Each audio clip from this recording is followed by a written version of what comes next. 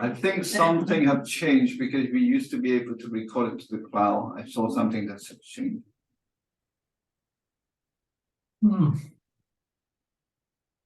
Yeah, we can see it. Okay, I'm just wondering if I can switch it now to the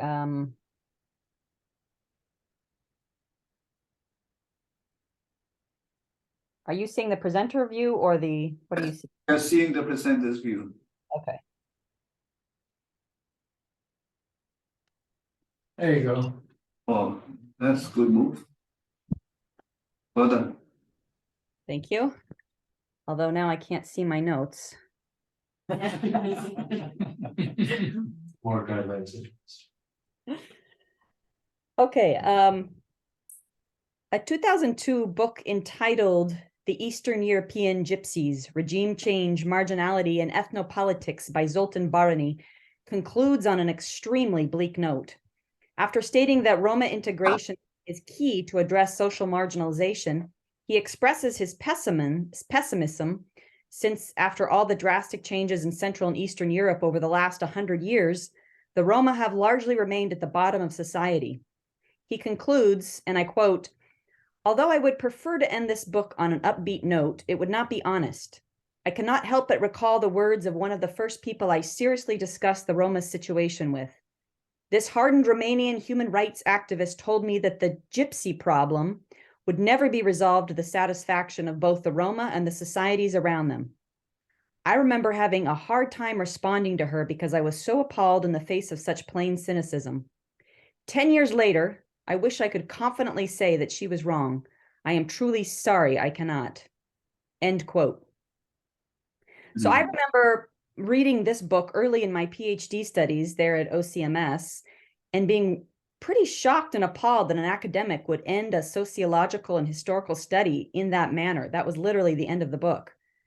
Now I'm about 12 years on in my research and friendships and work in Roma communities. So the question is, do I share Barany's cynicism 10 years later as he did, or do I have a different perspective? And I'm going to return to this question at the end of this lecture. So muted group theory, as applied to the situation of the Roma in Europe, is tied to other dynamics, a few of which I will mention. And I'm using the perspective of muted group theory that Usha Reisschneider presented in her summary and in her lecture. I think it was muted and conversion or something like that. So looking at a society is made up of dominant and subordinate groups, and the silencing based on the subdominant not being able to express ideas in a way that is most meaningful to the subordinate. Applying to the Roma situation, ways of being, when I'm saying that, I'm meaning communication, culture, language, which are deemed irrelevant at best and not normal or subnormal or even subhuman at worst. So I can paint it broadly as a long-term subordinate group of which success, quote unquote, or integration, or in the words many people have spoken to me, being normal, often implicitly means cultural, social, and lingual assimilation, not integration. Normal is the dominant society, and abnormal are the Roma, who are in people's minds refuse to live like us.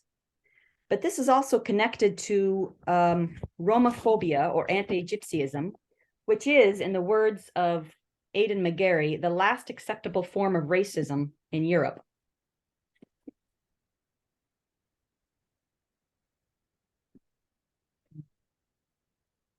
I define anti-Gypsyism or Romaphobia as a specific form of racism that is persistent, systematic, and often accompanied by violence.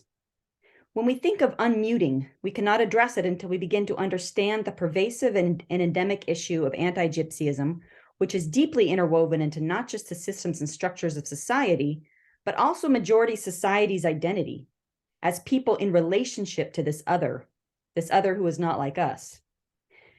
For example, there is European history and there's Roma history in Europe. There's Christianity in Europe and there is Roma Christianity or Christianity among the Roma. In this, we see another dynamic related to muting, that is identity. And Raphael is going to talk a little bit more about the practical impact of that later. Who identifies and defines the Roma? It is often the majority societies because they have the power to do that politically and sociologically. Many people have never listened to how a person of Roma ethnicity might identify, nor be interested in the reasons behind this identification. For example, a woman in a village in Serbia told me she identifies more with Romanians since they speak this old Romanian dialect, but they are forced to adopt a Roma identity that the government puts on them, even though, in her words, quote, "We don't speak Romani. I don't know who decided to call this a Roma village. It's really lame. This is supposed to be called a Romanian village," unquote. So for the purpose of this paper, I want to say that I understand the Roma to be groups of people in scattered minority communities who live within a wide range of different societies and cultures and can have shared or diverse cultural practices and language, and who identify themselves as Roma, Romani, Gypsy, or traveler, or something other. How Roma identity is understood in the various societies in which they live is connected to another issue: the history of how various societies have interacted with the Roma populations over the last few hundreds of years, and how that is connected to present attitudes toward the Roma. I say attitudes as opposed to rights, as in human rights or policies, because those have come a long way and are usually quite positive towards the Roma. However, the reason why so many policies have failed to drastically encourage Roma integration in society is because of the ideas and attitudes, both implicit and explicit, existing at the grassroots level. So for this talk, I want to focus on two questions: how the Roma have been muted in recent history in Central and Eastern Europe, as seen in certain societal structures. And secondly, how does this muting of the Roma in society and history impact Roma Christians and their role in the story of European Christianity? And these two questions are very much related because often, as we will briefly see later, the story of the Roma and the church is pretty much a mirror of the story of Roma in the larger society. So I'm just going to give you a short example of some of the history with the Roma and identity in 20th century Yugoslavia, and then turn it over to Raphael. So this 20th century history in Yugoslavia is really a history of kind of Roma often falling between the cracks or being in between different, as the political situation changes so many times in the 20th century. So a 1928 established citizenship for the entire kingdom. In reality, certain non-majority groups were treated with fewer rights. For example, the Roma or the Jews. In Croatia, in the interwar period between 1918 and 1941, only some minorities were recognized as national minorities, which excluded groups like the Jews, Roma, Vlach, Macedonians, and Bulgarians. So this story, I'm putting it in the lens of rights and how it was so difficult for the Roma to be recognized as a minority, because that being recognized as a certain minority gave certain rights. So this meant in this interwar period that these groups were not regulated with uniform measures, but it was more ad hoc measures. So although they had individual rights, they didn't necessarily have collective rights. And during World War II, of course, they were the only other ethnic group singled out for extermination. But until the 1960s, this forgotten Holocaust was barely acknowledged. The fascist independent state of Croatia sent most of Yugoslavia's Roma to their own concentration camp, which is currently located in Croatia, called Jasenovac. Interestingly enough, about a month ago, I was visiting the Museum of Zagreb, and I was in the room that was commemorating World War II. And it was talking about Jasenovac and how Serbs and Jews were sent there. And I was pretty shocked to see that actually it didn't mention the Roma in that particular room. Now, I think well, maybe it's because there were no Roma from Zagreb that were sent, but in my mind, that is a huge omission in history. Although I will say at Jasenovac itself, which is now a national museum and monument, they do a very nice job of commemorating the Roma, the Jews, the Serbs, and political prisoners that were sent there. So then looking after World War II,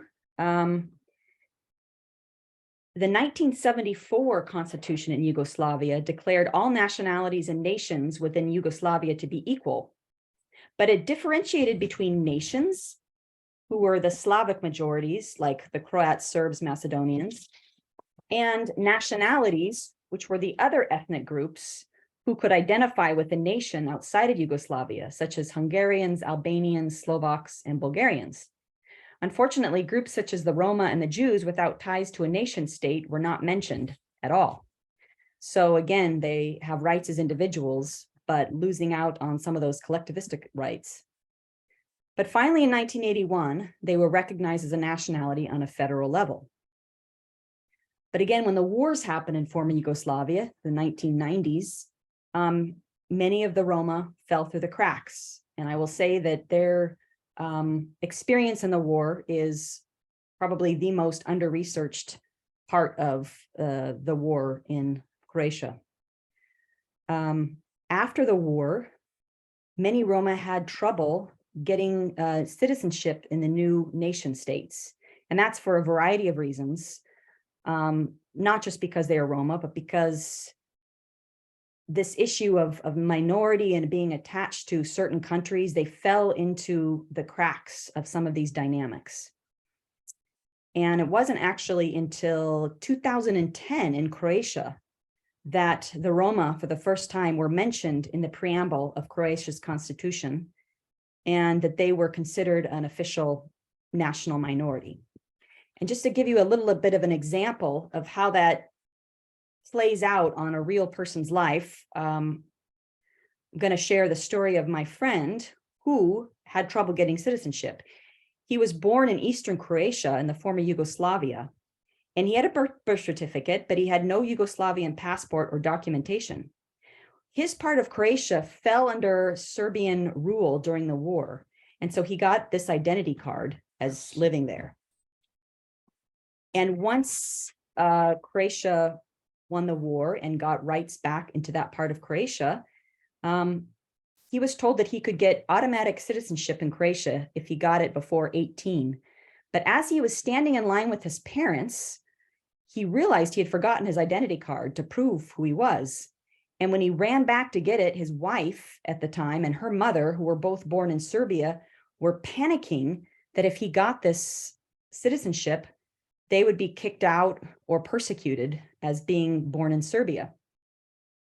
So he decided not to get it. So he became this sort of perpetual foreigner in his own country, which often had stressful consequences. For example, when they went to go visit a doctor in Serbia in 1998, the borders closed because they were doing a peaceful reintegration from Serbia back to Croatia. And they stayed out of Croatia for 2 years. And when they returned, only the wife and her oldest son could pass through with their Croatian documents. And he smuggled himself over the Danube River. And she then used the same papers issued to her son to smuggle her daughter across the border. Now, let me say this, they were doing this because they felt they had no choice to get back home. Then he tried to apply for Croatian documents again. He was put in jail for 10 days since he was without documentation. He was then told to apply for Serbian citizenship, but the Serbian authority has said, why would we give you Serbian citizenship? You weren't born here. So he was in this conundrum of what to do. So anyway, the story goes on, and finally he didn't get his Croatian citizenship until 2014. So from his own country. So that's just one example. It's a story. There's many stories like that of the difficulties of being in these in-between places. So that's an example from former Yugoslavia. And now I turn it over to Raphael to share some examples from Romania. Thank you very much, Melody. A first reference to the presence of Roma Roma people in Constantinople is made in the Georgian hagiographic text at the Iberon Monastery on the mountain Athos in 1068. In the following centuries, the Roma are mentioned in various Byzantine canons as diviners, sorcerers, bear, and snake trainers. As Fraser observes, in the Byzantium and Greece, the Roma not only got used to the language, borrowing many words, but also became familiar with Christian faith. All this knowledge would prove profitable to them when they decided to continue their migration to the west of Christendom. Between 1497 and 1774, over 146 decrees were issued against the Gypsies. One of these, which seems representative in the imperial European context of the time, and especially for the Romanian space in the historical relationship between the Roma and the Church, was the Regulation Zingarorum in 1758. These regulations represent the attempt to settle the Roma by Maria Theresa and Joseph II by transforming the 275,000 Gypsies from the Habsburg Empire into the New Hungarians. On this occasion, compulsory school and church attendance was instituted. Another aspect imposed by the regulation was listening to the priest advice.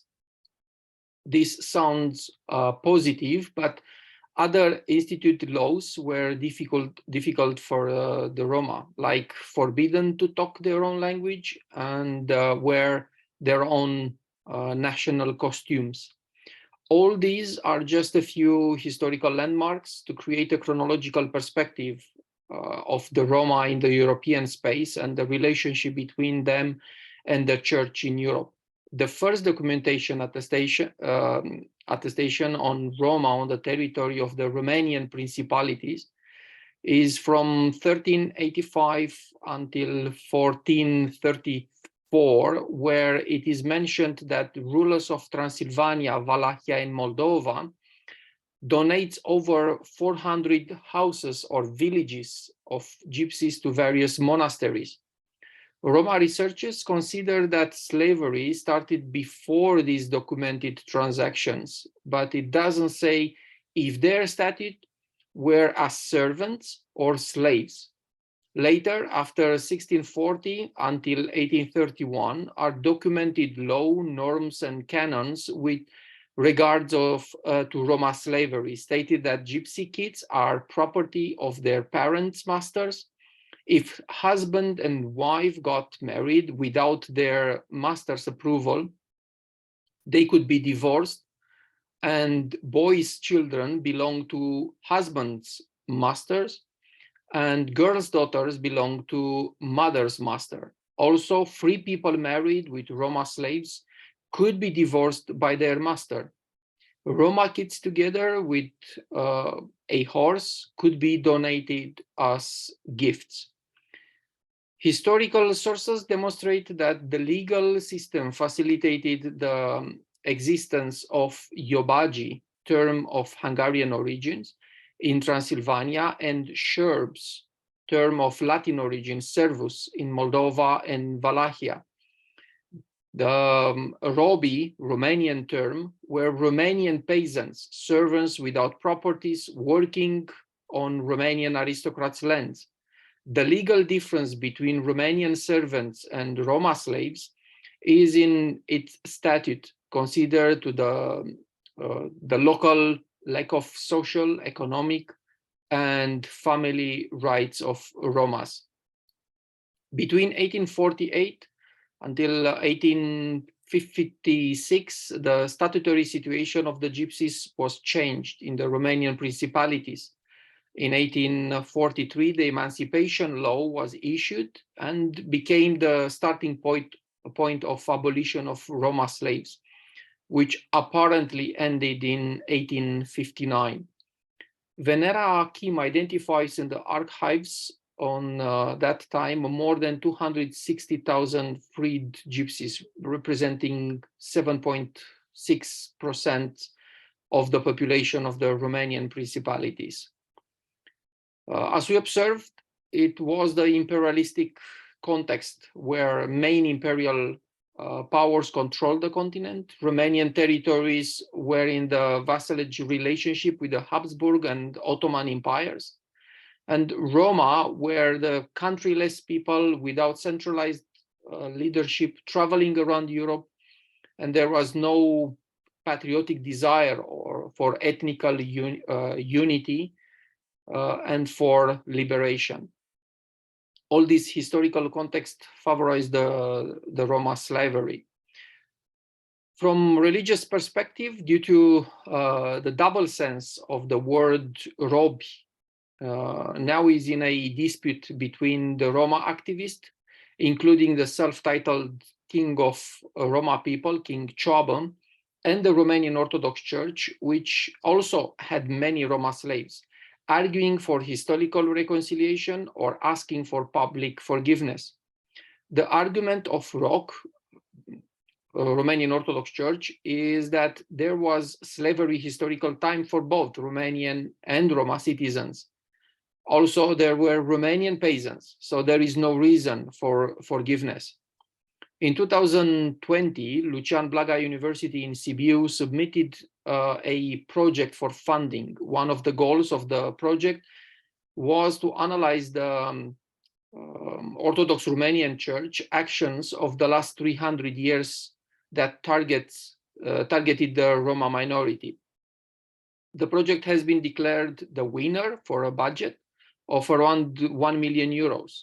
The Romanian Orthodox Church forbade the participation of Romanian Orthodox theologians in a project whose theme is the role of the church in the slavery of the Roma, according to a document.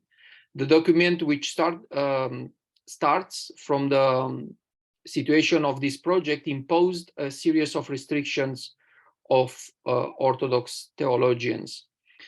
My argument regarding this dispute, low historical and narrative arguments that the Romas were slaves with a different economical, social, and family status. So with other words, they were not simple servants, but they were actually slaves. I'm not sure in what extent the formal reconciliation between Romanian Orthodox Church and Romas will impact the relationship between Roma and Romanians, or between Roma and Romanian Orthodox Church. Communism erased ethnical consciences, the memory of slavery, or even the Holocaust. Only in the last 35 years, the historical aspect of Roma slavery within the Romanian Orthodox Church came. This memory is alive only in the Roma educated people. And many of them deny their own ethnical identity. In regards Evangelical Neo-Protestant Church, as there is no historical common ground, as Fraser and Atanasov observes, in the UK and Bulgaria, the attempt to change the Roma community was not for the control or maneuver reason, but love, care, and especially spiritual reasons. Throughout the 165 years since emancipation, the precarious condition of the ethnic Roma came to be observed. The 2 world wars, the pogrom, which was the extermination of the Romas, the lack of ethnic recognition during the communism, discrimination, poverty, nomadism, and high level of crime, all accentuated the lack of community transformation. During the interwar time, Roma were used as mass political manipulation. At the same time, short after the important historical moment of the formation of Greater Romania, 1918, we speak about a great patriotism or even nationalistic movement, which culminates with Holocaust, where 25,000 Romas were sent over the Dniester River, even though some of the Roma relatives were soldiers serving in the Romanian army. After Transnistrian episode, the Roma survivors returned to Romania in the summer of 1944, and the change of regime, the gypsy problem ceased to exist in the eyes of the Romanian authorities. Their restatement of the survivors was made without too much noise. In the eyes of the new authorities, Roma became what had been in the period before the Antonescu's regime, a marginal society, social category, rather than an ethnic minority. After 1989, I observed that has been lost, maybe intentionally, their Roma identity, language, traditions, even denying their relatives' origins, as we observed earlier. Now, official status of the Roma people seems to be more open. They are able to study in the language, in their own language in school. There is the opportunity to have special places or seats in various high schools and university. Also, at the University of Bucharest, there is a faculty for Roma language. After 1990, the European Union and other European forums provided support to identify the problems and solutions that could at least minimize the problem mentioned above. These inclusions policies were constantly and did not have the intended effect. Julius Rostash refers to this European funding project for Roma inclusions and cohesion programs, and observed that ethnic variety, linguistic divisions, lack of unity, and the clear identity made many of these institutions attempt to fail. Also, fear or stigma in recognizing ethnical identity, I observed during my research shame and fear due to slavery and Holocaust. Some of the Romas are ashamed and afraid to recognize their ethnical identity. Often parents would warn in the children which are misbehaving that they will be stolen by the gypsies or even will be abandoned to the gypsy travelers. Often Romanian parents would be surprised sometimes that these children then later on will be getting married with those Roma people. Example, in my own life, for over 120 years, some of my grandparents, I believe, I never heard them speaking the language. If Roma people are in public, this is another example which I observed, and dare to speak the language, sometimes Romas are very loud, Romanians would be careful or even holding tight their bags or hands or their own children. This is pretty much in my own research, the historical background and the landmarks and some of the actual observations which I made. Thank you very much.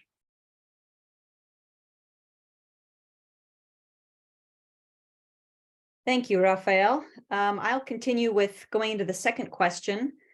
Now, we've looked at a couple different societies and how the Roma have the relationship between the Roma and the society, how it's muted the Roma in different meanings. But how does this muting impact Roma Christians and their role in the story of European Christianity? Just to look briefly at the history, as I said, a lot of times, although there is notable exceptions, a lot of times the history of the church and the Roma mirrors what was going on in society. As we heard from Raphael, many monasteries enslaved Roma families. And it's interesting that there's these long-standing folk and oral traditions from the 15th century, which allude to explaining the situation of the Roma, and it's alluded to in the form of being cursed. So stories are repeated about Roma pulling nails from Jesus's cross, and that's why they're cursed, or crafting the nails, or failing to offer shelter to Joseph, Mary, and Jesus when they fled Egypt. Those kinds of sort of myths. And even today, some Roma link this to a curse placed upon God, upon the Roma, or I've heard other Christian Roma attribute their suffering to spiritual curses that must be broken in the spiritual realm. So usually the Orthodox, Catholic, Islamic, and even finally Protestants were suspicious and perceived the Roma to be irreligious. And in some contexts, they weren't allowed to be baptized or married in the church and that kind of thing. After the Counter-Reformation in the 16th century, Catholicism began to highlight religious obedience with conformity to morality within a given society. And so since the church took the strong mediating role in enforcing and perpetuating standards for Christian morality and civility, they have often thus been complicit in furthering these stereotypes of the gypsy as other, or trying to civilize them. Of course, as I said, there are notable exceptions. For example, a Serbian bishop ended up baptizing over 2,000 gypsies into his diocese. The ministry of Gypsy Smith, who was a Romani evangelist from England, can also characterize these ideas of civilization and mission that went hand in hand, which, as we studied Christian mission, we are all familiar with. But it's interesting to me how he internalized some of these currents. So, for example, in his first sermon, he tells the people that he, quote, is only a gypsy boy, and excuses himself to people in relation to his first experience of eating publicly in a civilized manner by saying, quote, please forgive me. I do not know any better. I'm only a gypsy boy. I've never been taught what these things cutlery are. I know I shall make lots of blunders, but if you correct me whenever I make a mistake, I will be very grateful. I will never be angry and never cross, unquote. So the next morning, Smith prayed to God, stating that he's in a foreign territory among people, quote, who could not understand my wildness and my romantic nature. And so this idea of him associating, like, wanting to be civilized with, as part of learning the ways of another culture.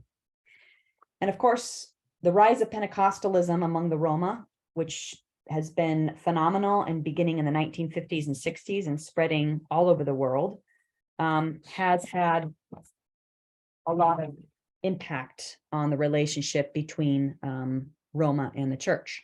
Now, I just want to, I've listed there some of the more recent developments, the positive things of things happen, the church changing its perspective on the Roma, including this legendary meeting in 1965 when Pope John the Sixth met with 2,000 gypsies and nomads, and the creation of the Pontifical Council for the Pastoral Care of Migrants with special care for gypsies.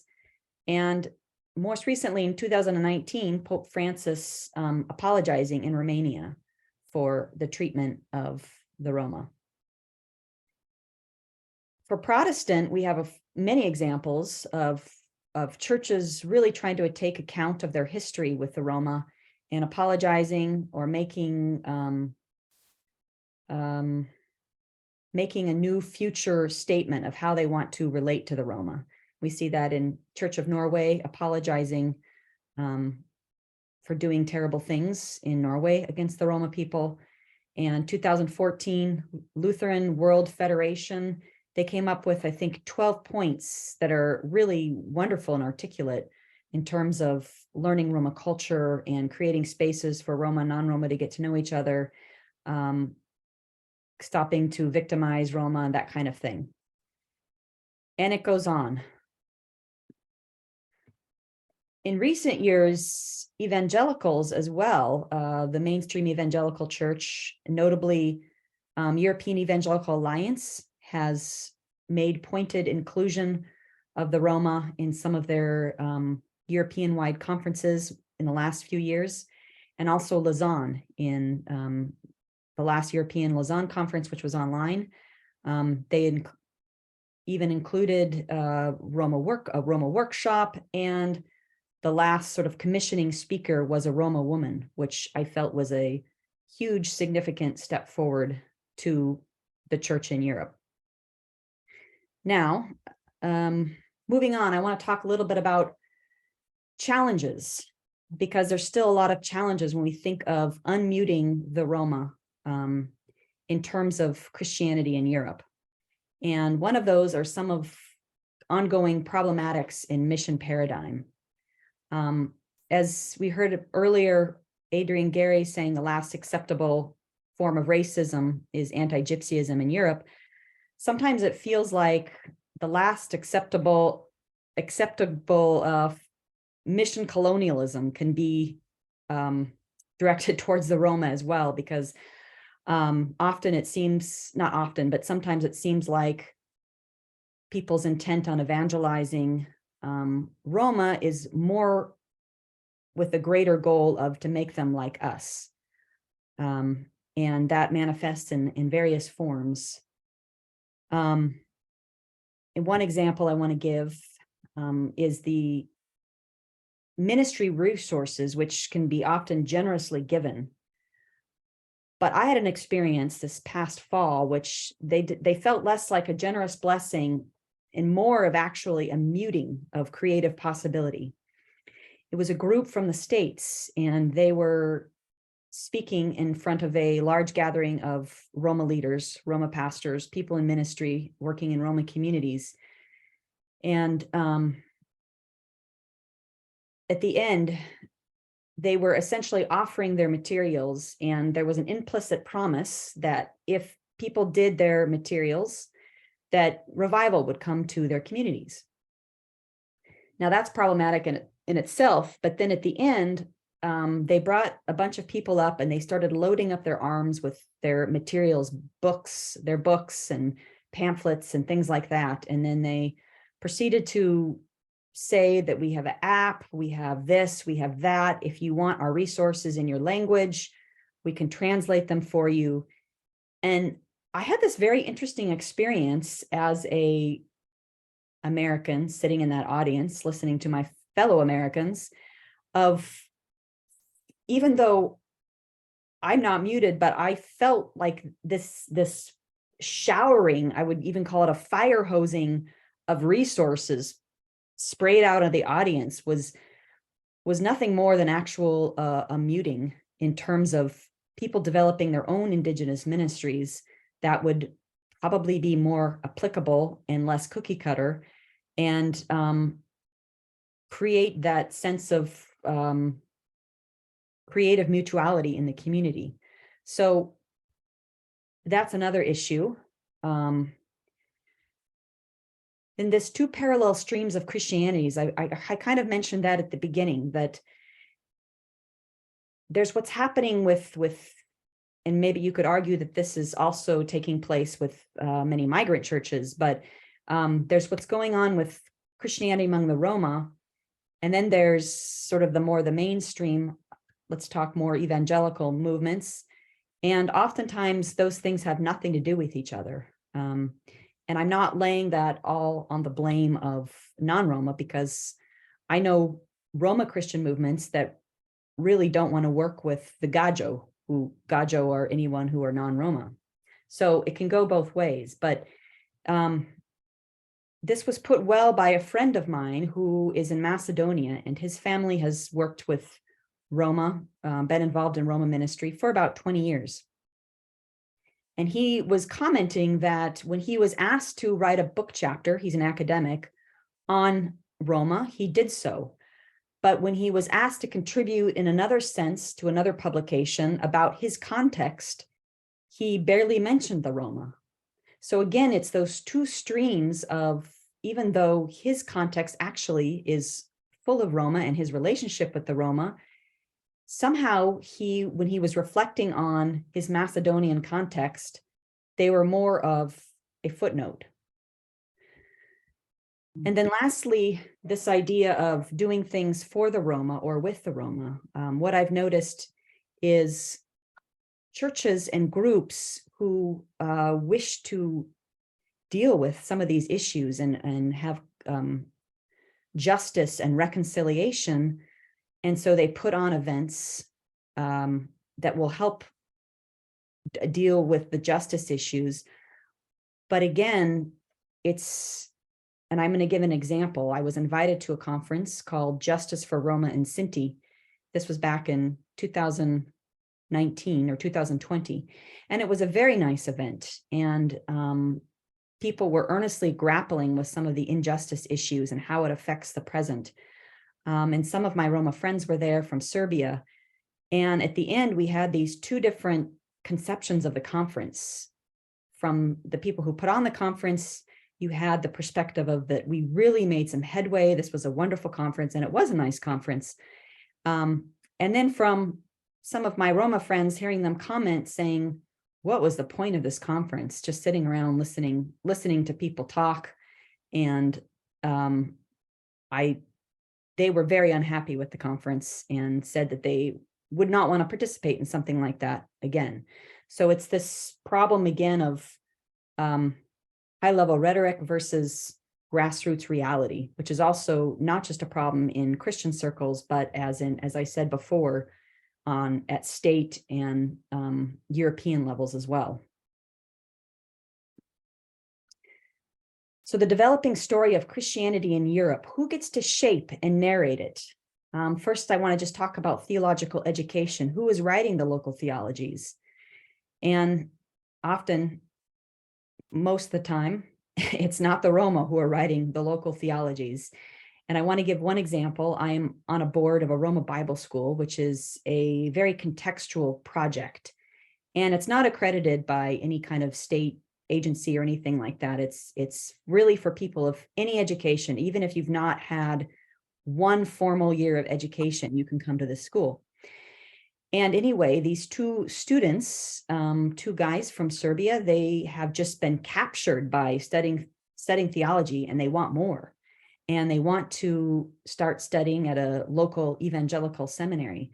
Well, one of them never went to high school, so he's now trying to pass tests to make him get through high school so that he can go, but he still has all manner of issues that hurdles he would have to accomplish before he could go to that seminary. And so with the other student. So we have this situation where you have formal and non-formal education, but still it's usually the people who are in the formal education are the ones who contribute and shape and narrate Christianity in the context, and not the people in the non-formal education sectors. And finally, the Bible commentary, and I speak about this a little bit with reservation because I am very excited about this initiative and very proud of the people who made this dream a reality. This commentary that was just published recently, the Central and Eastern European Bible Commentary, and it's the first thing of its kind of contextual commentary for Central and Eastern Europe. And it's a wonderful, wonderful accomplishment, and I'm really excited about it. However, on the downside, there is not one Roma contributor in the whole commentary. And that's problematic, again, looking at these two Christianities, where this commentary is going to shape people's thinking about the Bible in a contextual way. But when you're missing a huge piece of the context, which is, it's not that Roma Christians are a small number in Central and Eastern Europe, they are a large number. There is a lot going on among Roma Christians in Central and Eastern Europe. So although the editor recognized this and said, in the next edition, we need to get some Roma writers, this is a huge, huge gap. And again, unfortunately, a muting of all that the Roma have to contribute in not just being Christians, but actually shaping Christianity in Central and Eastern Europe. So I'll turn it over to Rafael again, talk a little bit about Roma Christians in Romania. Thank you very much. I'm in a situation when sometimes I'm thinking if my Orthodox background, being a Roma, but also an evangelical, a rather missionary, having my own missions experience, but in evangelical, in what extent all this together represents an advantage or maybe a handicap in the way as I'm organizing my research. Anyhow, in the Orthodox communities in Romania, the Roma and Romanians often they don't relate much. Often we have large suburbs, both urban and rural communities. Most of those communities have high criminality, school early abandoned, family abuse, all kind of family abuse. But there are many initiatives in reaching Roma communities. As part of my research, I observed that where there is an evangelical Roma church, there is a community transformation. And the collaboration between the two entities are much relaxed. We have good education within Roma children, less or even zero family abuse, high social and education standard within the evangelical Roma communities. We can see that evangelical Roma churches and evangelical Romanian churches are working together as equal partners. But there is a lot to work in both sides, where there was the birth of Tofla Pentecostal movement in Romania, which is a location in the very east side of Romania. There was a lot of suspicions arguing that it could be a straw fire, but not something serious. So there is indeed quite a lot of mutual mistrust. Another aspect which I observed is about poverty of many Roma believers and migration, which creates a lack of stability. As I'm researching through 3 different communities in Romania within the Romanian Evangelical Alliance, I am exciting on the other side to observe the social, family, and economical transformation which took place in all these 3 communities, seeing that many children are not now considering finishing the primary school, but rather finishing high school, and where is the best university in Romania that they can go and attend. Criminality. I remember 15 years ago, sleeping in a tent in someone's backyard in the south part of Romania, and hearing during the night how they are fighting with knives and ninja swords and the Molotovs. And now walking on the streets of this particular village, as I'm researching and looking at their excitement that it's peace in their village now. And talking with the school director, telling me that the best students in the primary school are the Roma kids. Also, it's kind of a pride in the Roma communities. When I went there a couple of months ago, the best pride that they can show is to show you their house, to show you their living room, and the big LCDs, TVs, their bathrooms, and asking the local pastor, how is that possible, pastor? How is that possible that 15, 20 years ago you're fighting with tuberculosis, you're fighting with all kind of disease?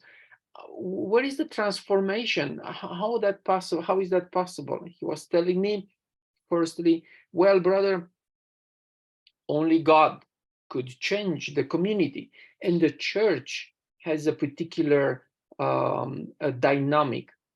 They saw the first time a shower which we improvised in the backside of the church. And they said, well, if the church has a shower, then why don't we have a shower in our own houses?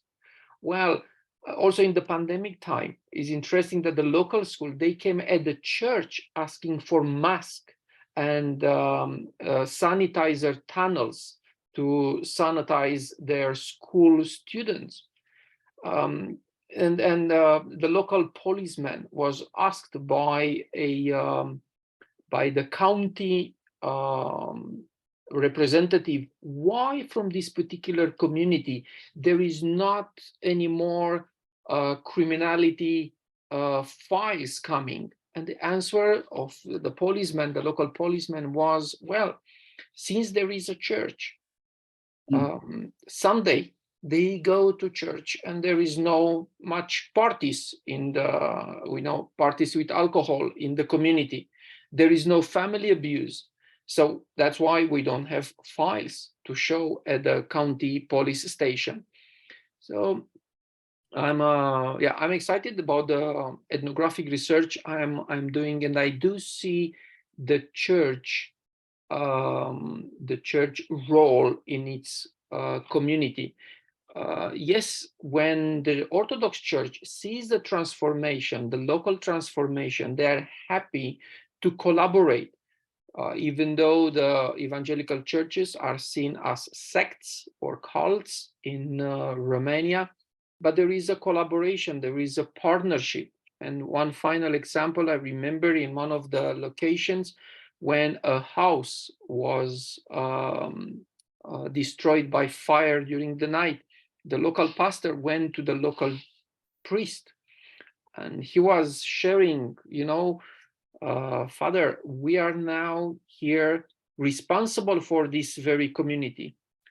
How can we build a house for the community? And immediately the priest took out a handful of money and put it in the hand of a Roma and a cult pastor, handful of money. And he said, I know who you are and the transformation that happened through you.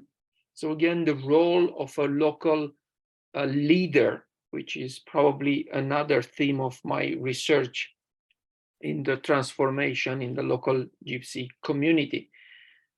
So there is transformation, there is collaboration, but of course, as we are living all in a broken world, this is not perfect.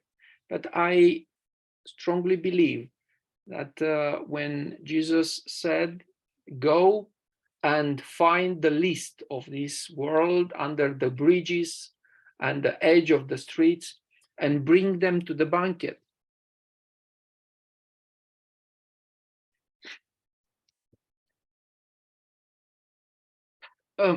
Apologize. Most likely, at the end of this world, we are living in this time when the least of this world are called to be transformed.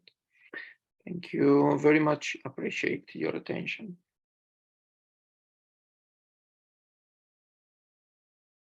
Thank you so much, Raphael, for that very encouraging ending of your presentation. Just some of the implications and challenges, thinking in terms of, as Raphael was saying, bringing the least to the banquet, but also unmuting the Roma voices, the Roma Christian voices, so that the global church can be challenged and can grow up into the full stature of Christ, which in my view is one of the biggest reasons for cross-cultural mission. So I wanted just to share a little bit of my thoughts as a reflective practitioner on my relationship with the Roma, because it's really shifted over the years. And first was just to tell the stories of Roma revivals in terms of conversions and healings and the things God was doing. And then as I got deeper into my PhD, the story grew more complicated and nuanced as I saw struggling pastors and churches and my own experience as I was an elder in a Roma majority church for about 10 years, and understanding the impact of trauma, some of this deep trauma that we've heard about from this history on Roma communities. And then also the complicated dynamics between different Roma groups, as well as the deep and persistent prejudice that is still in the church. Then I began to try to share positive stories and articles and book chapters and things like that to give the Roma more perspective to the outside world, not just this very negative viewpoint that they're often in the media. So for example, how Roma responded during the 2015 refugee crisis in Eastern Europe, and how Roma Christians have mobilized during this terrible time of war with Ukraine. And I know this has had some good impact in sharing these perspectives.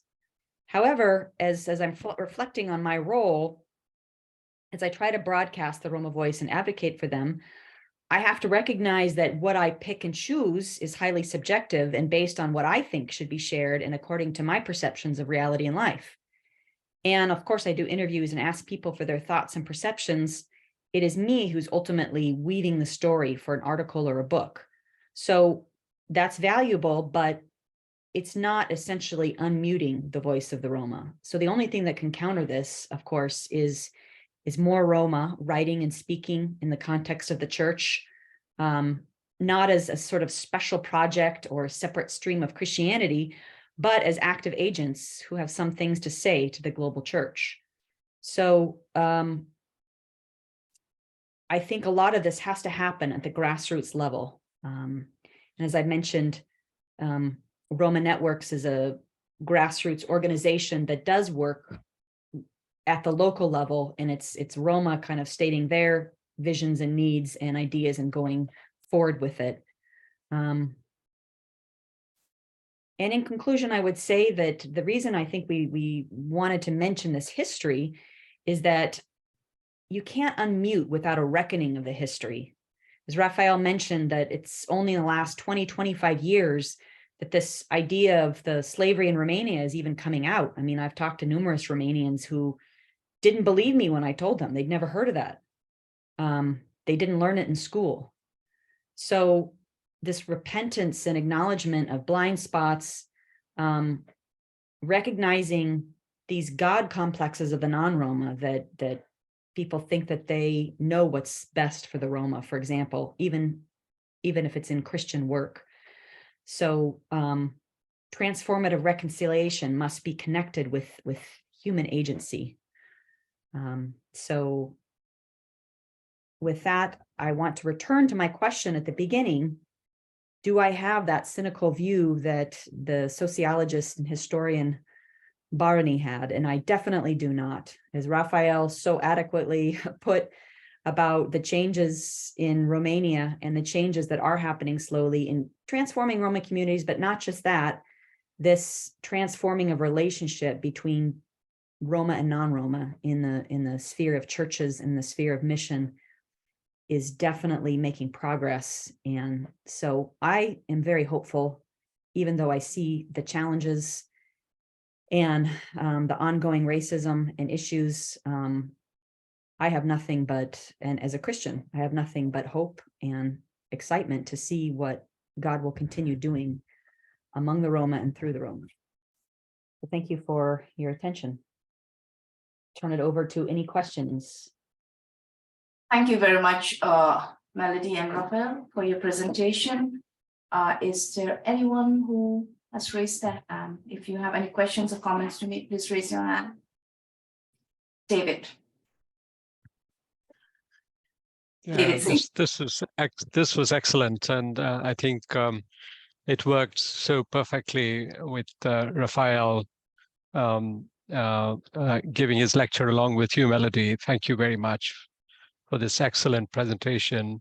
I'm just wondering if you've come across, perhaps Raphael has come across this particular source by Eva Lisa, who wrote this fascinating article on the conversion of Roma people in Estonia and Latvia.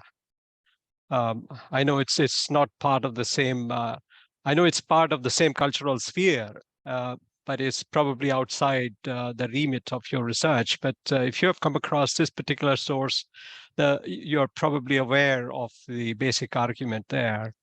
And the argument is that most Roma people who are traditionally Orthodox, Lutheran, or Catholic choose to convert to charismatic Christianity because they see this as a way of escaping marginalization and as a way of acquiring prestige. And the way they acquire prestige is obviously through newfound access to financial well-being, access to new roles of power. So because the church is growing fast and quickly, it's possible for more people with leadership qualities to become pastors. And so this becomes one way in which they enhance their prestige. I'm just wondering how this is perceived by the Roma who choose to remain in their traditional churches, that is within Orthodoxy, Lutheranism, or Catholicism. Are they perceived to have lost their Roma-ness when they choose to convert to any brand of evangelical or charismatic Christianity?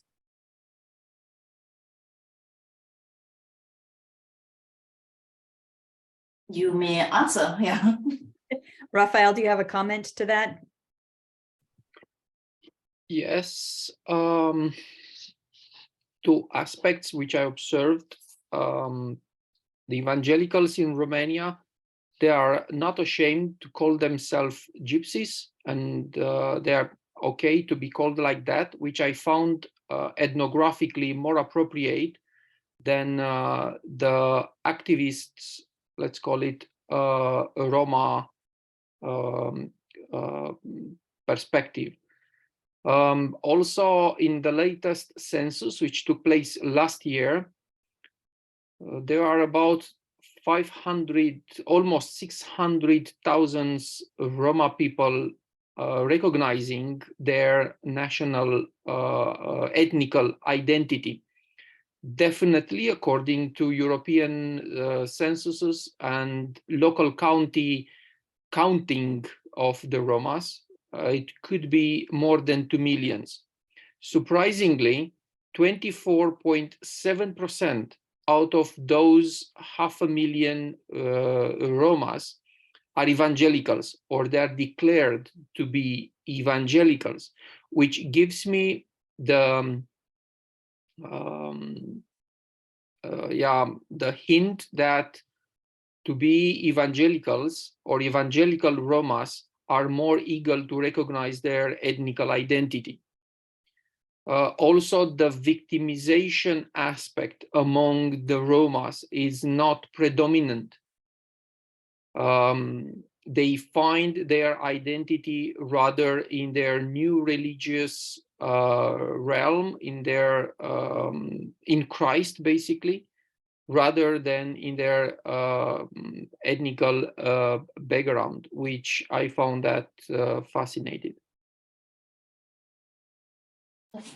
Yeah, thank you. Sarah. Hi, thank you so much. It was really very enlightening and very good. Thank you for that. I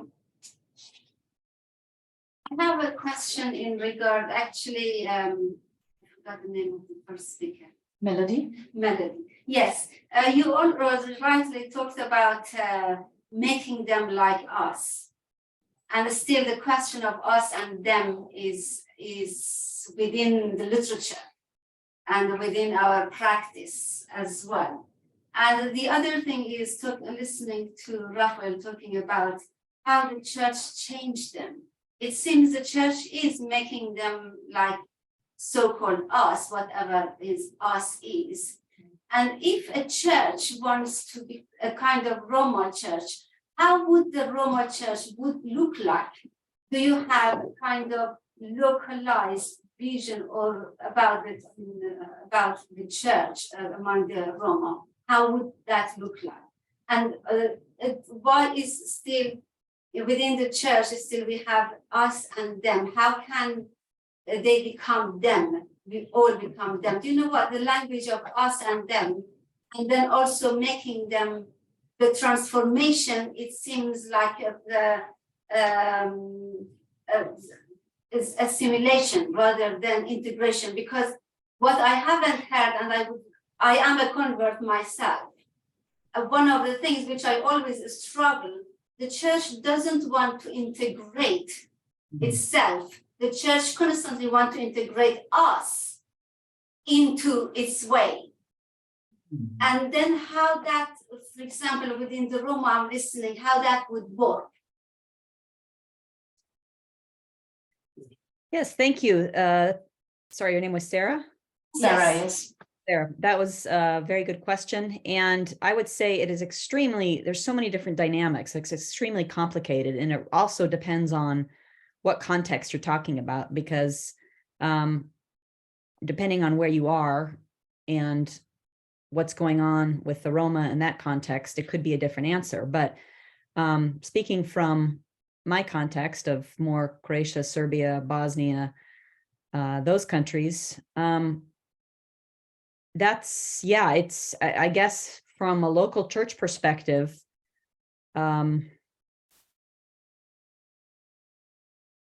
it's been said to me that, you know, it's okay to have a couple Roma coming to our church, but too many feels overwhelming. And that's why it would be better for separate Roma church.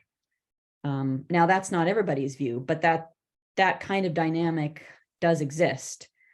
That, well, they worship differently. They're, you know, they have livelier, you know, maybe livelier worship or things like that, that it's just better for them to have their own church. But then you have another dynamic of how Pentecostalism, of course, because in our digital age is connected globally. So you have Roma churches that are both definitely Roma churches. They may sing in Romani, they may be writing their own music, their style is their own, but they're very connected to the digital world globally. So they also have dynamics from the global Pentecostal church coming in, and even in terms of ideas or theology or things like that. So you have that element going on. And then you do have mixed churches. For example, there's a church in Slovenia that is half Roma, half Slovenian Pentecostal. And, you know, they've done a really good job in trying to make it a mutual place for both cultures. However, most of the leadership is still Slovenian. So then you still have church kind of set and informed by Slovenian style. Although the pastor recognized that, and he's trying to train up a Roma leader to be part of that. So you have so many different dynamics. And I mean, there's not one style of Roma church, because again, it depends on, I mean, visiting Roma churches in Romania is extremely different than visiting, for example, a Roma church in Serbia or Macedonia. So there's all these different dynamics and their relationship with maybe the majority churches, if that helps put a little bit of things in a little bit in more context. Thank you, Melody. I also have a question. I'm in the same line, because I have marked that transformed to become like us. I find that a bit problematic, and you have used the word problematic quite often, I would say. And I feel somehow that the whole your presentation, I mean, I may be a bit harsh in this, but when you ask the question, you know, who gets shape and narrate it, I'm thinking, okay, who is getting to shape and narrate the story of the Roma comes to my mind. So it's not I'm not disregarding what you do there, your ministry there, and your contribution, and, you know, in the transformation of the community you're working with. But I have a little bit of a problem here, because you talked about being silenced, the subordinate, you were quoting Usha rightly, a good quote, saying that they've been made silence because they're not able to, because of ideas that are not, because of inability to present ideas in a way that is meaningful to the subordinate that you have said. But I would like to twist that, turn around that question. Are you not, is it not also a situation where the us, like, the people who work among the Roma community, the outsiders, are not able to understand what the others are saying? What the subordinate, what you would use, like within quote, the subordinate are saying, not that it is not meaningful to them, but also perhaps what they are saying and what they are articulating and presenting is not meaningful to those who are listening to them, to the outsiders. So it could be just two ways, not just them. Mhm. So Yeah. I was thinking about that. And also, you also already answered one of the questions that I had. You're talking about the Roma church and the other church and the mixed church, but who are the leaders in those churches? But you already mentioned and said that, it's never them, right? You call them the Roma church, but the leaders are the people from the outside. So but then, so I find it very problematic, and I like the word you use. You keep talking about problematic, and I think it's really problematic to really get to what is really happening behind the scene from what you could, grasp and picked up. And you talked about the commentary.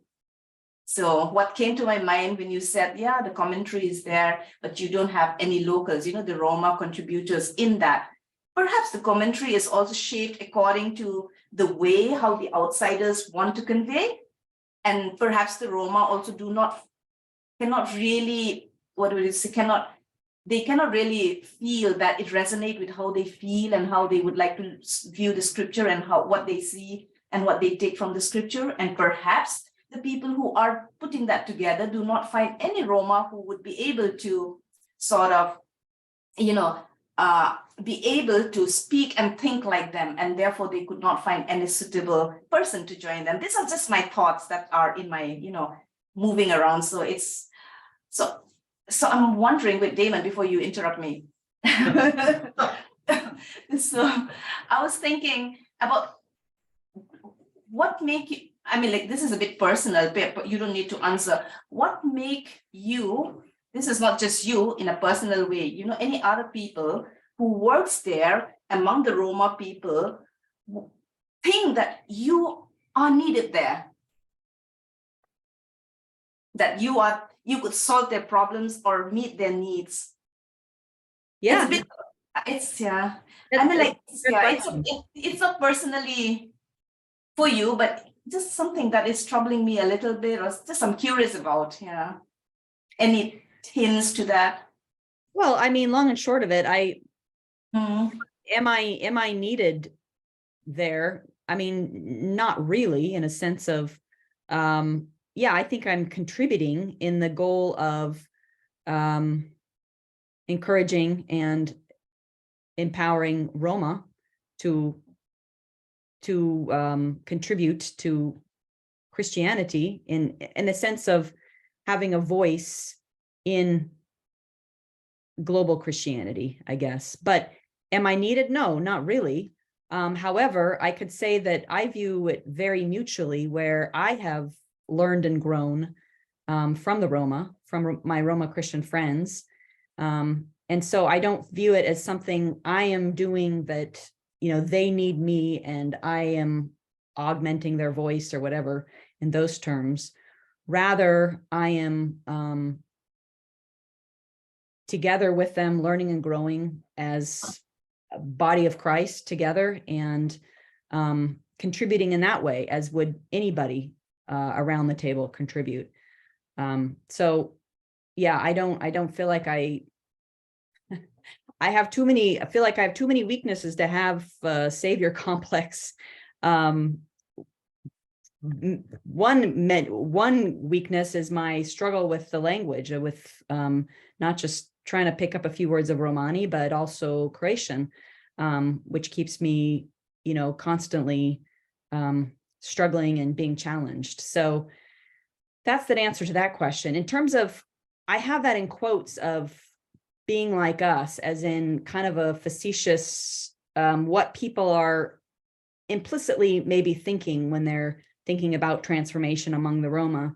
And I'm not agreeing with that Roma should be like us, whatever us is, whoever's in the outside society. It's more of kind of what often is under the surface, I think, of an implicit of like, if they could just be normal, if they could just be like us, everything would be fine in society. So I'm kind of playing with that a little bit and, arguing against that. So that's my comment there. I don't know if I answered your questions. Yeah, good, thank you. Before Damon, is there anyone else? Damon. Yeah, you mentioned commentaries that's come out. So as I was listening to this talk, the Jews and Gentiles problem in the New Testament came to my mind. In the book of Romans, Paul was spending a lot of time trying to sort out the tension between the Gentiles and the Jews in the church in Rome, what happened to be also called Rome. I just wonder when the Roman people or all the people together, they're struggling, trying to do the integration. When they read the book of Romans or even Ephesians, that they sense that kind of tensions between Christians from different origins, different ethnic groups, whether they can actually understand Romans better than we do. You see, if they read it from their perspective and say, wow, what they're having the trouble over there, we can't experience, so that they have some kind of insight into the book of Romans. And so that can contribute to our understanding of Christianity or the Bible. And maybe in the future, you speak to the editor, maybe you need to get two group of people to write a commentary on the book of Romans or Ephesians. Paul was talking about Jews and Gentiles there. There is some contribution. It is a very difficult thing because I spent a lot of time in Chinese churches. You have the Mandarin speaking Christian, you have the Cantonese speaking, or you have the English speaking, you have 3 or 4 languages, and even they come from the same Chinese ethnic group. Integration is not easy. Integration is not easy, I tell you, from my pastoral experience. And I think this, when they are working out these challenges in the church, they may have something to tell us or some understanding of the Bible, the New Testament, that they can give us. Yeah, Any response? Or? I am going to. Yeah. Yeah, hi, Jonathan. Thank you, Melody, Raphael, for your presentation. I find it very thought-provoking. Melody, I want to pick up on one thing that you said, which has just got me thinking. And that was the idea of speaking on behalf of the Roma as opposed to unmuting the Roma. So I just wonder, would you think there's some kind of progression between a point at which people are not able to speak for themselves and a point at which actually you're speaking too much and then not allowing them to speak for themselves? Is there a movement from one stage to another in your experience? Have you seen a change in the situation where maybe now the time is right to allow or to encourage or to facilitate, whatever word you want to use, others to speak for themselves? Yes, thank you, Jonathan. I don't see it necessarily as sort of a linear progression, but I do definitely think, I feel certain things that I did maybe 7 years ago in terms of writing different things or whatever, I probably wouldn't do now. So there is a sense of wanting to be making sure I'm always taking steps back in the sense of not presuming that I can speak for somebody else. I mean, I was trying to do positive press just to have that out there in the media sphere, but I feel uncomfortable speaking on behalf of others in terms of thinking that I have the right to do that, or so I feel like my role very much more is to kind of encourage and walk alongside those who would just speak for themselves, which makes a lot more sense. That answers your question.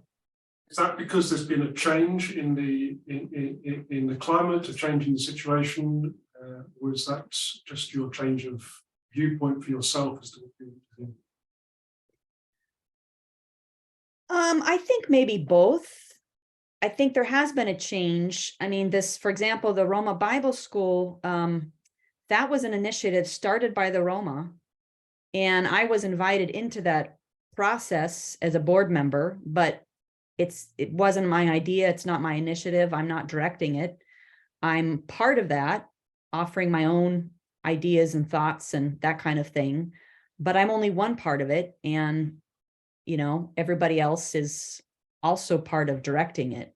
So I think as that happens more and more, and especially if, you know, students graduate from that, continue to get more confidence in terms of their own ability to articulate themselves theologically and in terms of ministry. And I mean, a lot of creative things are happening among the Roma Christians in Serbia, for example, a lot of media, music, media, videos, all that kind of thing. And so why would I feel the need to to write something or speak for them when they're doing their own thing and making a space for themselves on digital media and just doing some really interesting things. So yeah, I think it's been a bit of both. Things have evolved in the last 10 years. And also, as I've grown as a researcher and in my own personhood, I think I've made adjustments in how I participate in this process. Thank you very much. Yeah, Daniel. Good, good. So just a data point question. I saw you had the responses of the Catholic Church and then the responses of the Protestant churches. Did you catalog anything for Orthodox or Orthodox Church responses to Roman inclusion? I really don't have, I know I haven't looked into that as much, but maybe Raphael has, since he's in an Orthodox country. Yes, as much as I observe, sometimes the conversion of the Romas are sometimes ignored, or nobody really thinks about the unmuting the Roma, because there is not that conscience about the reality of being somebody muted during the history. Considering that since 1945 until the Romanian December Revolution in 1989, there was nothing mentioned about the slavery. Not even Romas are aware about the slavery situation. Now in the recent years, when it comes up about the slavery, and the Orthodox Church had quite a good number of slaves, nobody really knows exactly how many. What we really know, it's about 250,000 has been released from slavery, but we don't know how many they were in the Orthodox Church. So with this in mind, there is a lot of ignorance in Romania. But when it comes about the situation of being researched, the situation, there has been a stop from a very hierarchic perspective that there will not take place the research in this regard. On the grassroots situation, it's slightly different.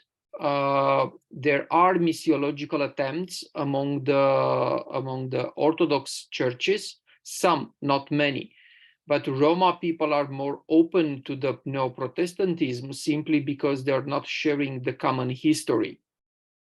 So as Melody mentioned, it's a lot of uncertainty. And speaking from the other side of the river, if there is a need for someone to talk on the Roma's behalf, I would say yes, because there will be hopefully destroyed the mistrust between the Gajo, or as it's also called, the Whiters, and yeah, we like to call ourselves whatever we like, whatever this is, gypsy or the dark colors, or we call each other like that, which is fine in our gang.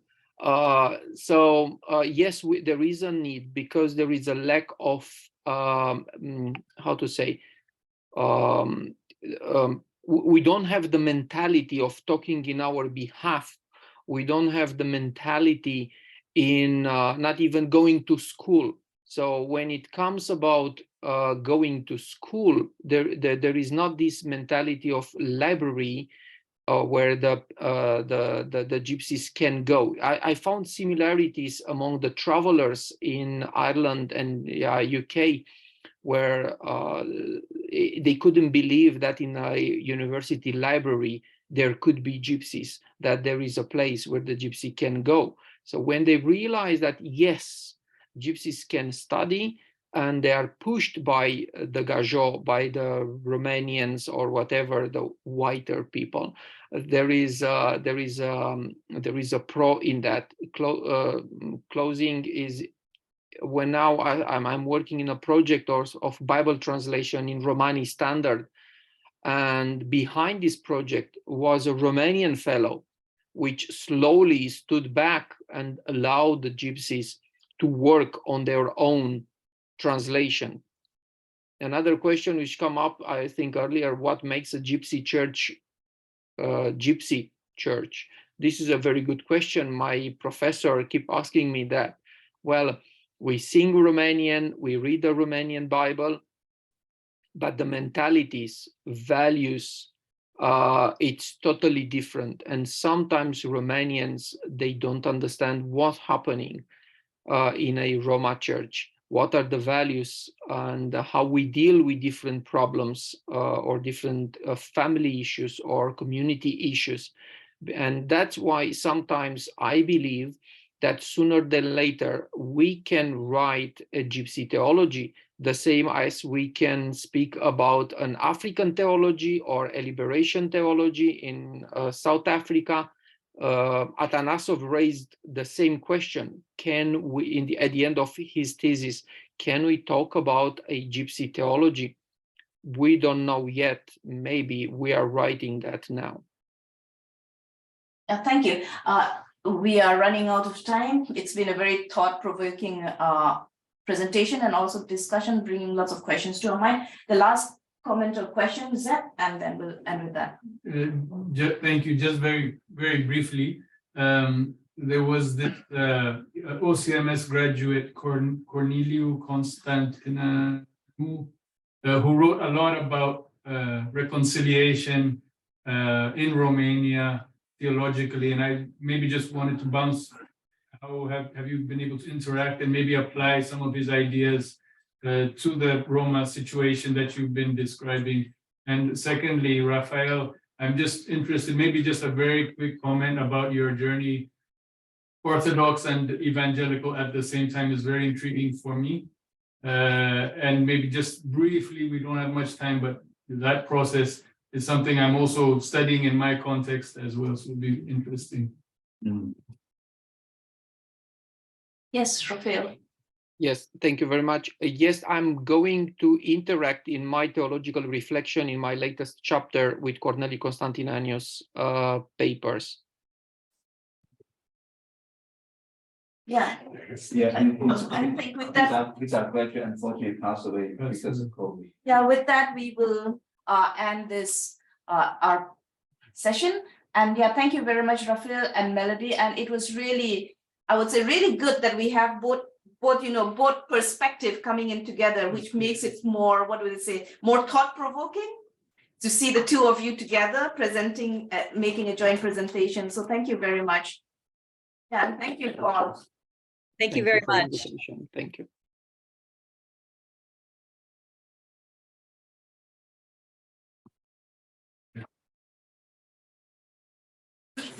Encyclopedia. Okay, we're not on my phone.